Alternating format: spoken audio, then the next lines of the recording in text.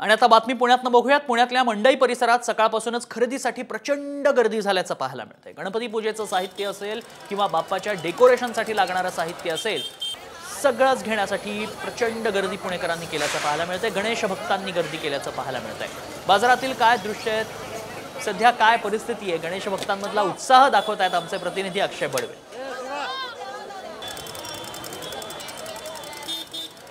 पुण्यासह राज्यात उद्यापासून गणेशोत्सवाला सुरुवात होते आणि त्याच पार्श्वभूमीवर लाडक्या गणरायाच्या स्वागतासाठी आता पुण्यनगरी देखील सज्ज झालेला आपल्याला पाहायला मिळतंय। मी सध्या मंडई परिसरात आहे आणि आपण जर या ठिकाणी पाहिलं तर नागरिकांची खरेदीसाठी जी लगबग आहे ती आता आज सकाळपासूनच सुरू झालेली आहे।